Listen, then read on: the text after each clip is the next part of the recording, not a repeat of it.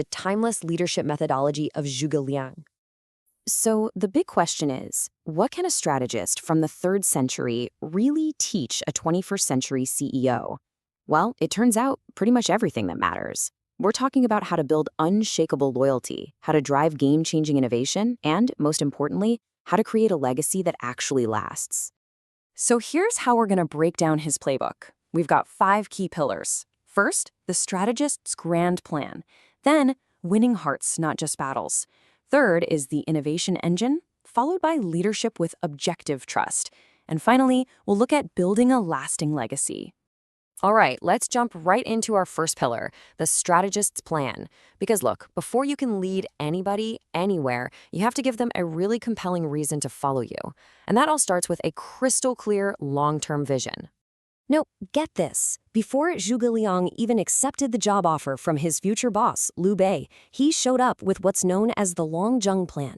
Think of it as the ultimate job interview. He didn't just walk in with a resume. He walked in with a detailed, multi-decade strategic analysis of the entire competitive landscape. He literally proved his value before day one, earning his leaders' absolute trust from the very beginning.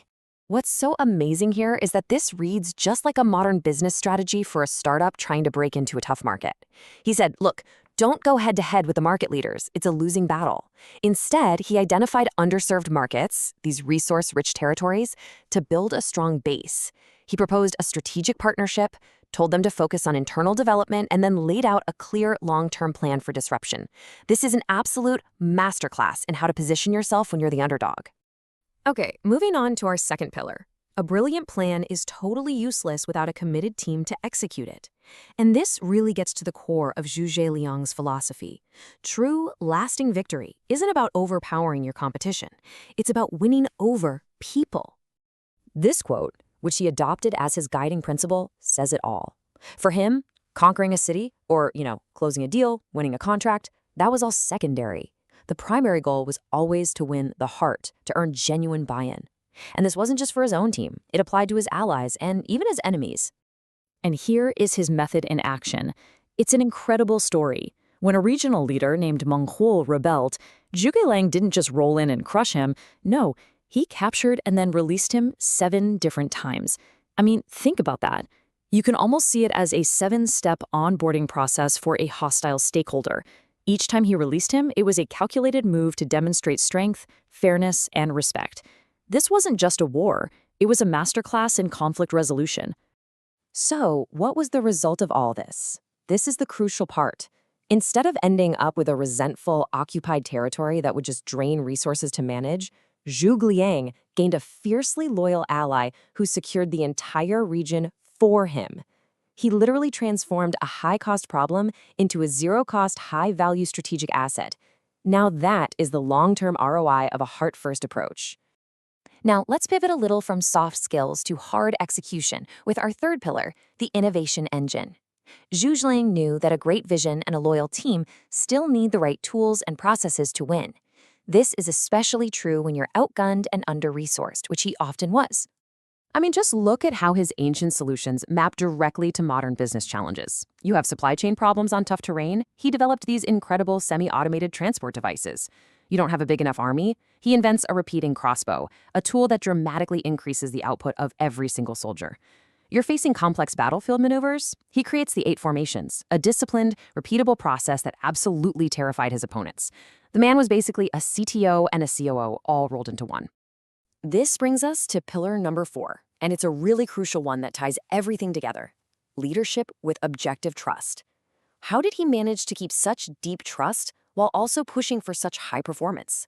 Well, the answer is simple. He created a culture of radical fairness. His system was revolutionary. Performance was the only metric that mattered, period. The historical records praise him specifically for this. He rewarded people who delivered, even if they were his former enemies, and he punished those who failed, even if they were his closest allies or even his relatives. When your team knows, deep down, that the rules are the same for everybody, and that their work is what counts, not their connections, that's when you build a powerful culture of accountability and real trust. And finally, we get to the ultimate test of leadership, making sure the mission continues long after you're gone. Pillar number 5 is all about building an organization that can not only survive without you, but actually thrive. Zhuge Liang's succession plan was just as meticulous as any of his military campaigns. He didn't just cross his fingers and hope for the best. He engineered stability. I mean, look at this checklist. He formally transferred military command. He publicly named his political successors. He even had a crisis plan ready for the very moment of his death. And his final act, requesting a simple, modest burial, that was his ultimate lesson in servant leadership. It's not about you, it's about the mission. This single line is his most famous, and it really embodies his entire ethos. It's a declaration of total, unwavering commitment to the organization and its mission, right up until the very end. That was the standard he set for himself, and it's the one that inspired everyone around him. So, as we wrap this up, it all comes down to one simple question for you to think about. Your team is your kingdom. Are you building it on simple compliance, or are you truly winning their hearts? Are you just attacking the city, or are you attacking the heart? Your answer to that question will define your legacy as a leader.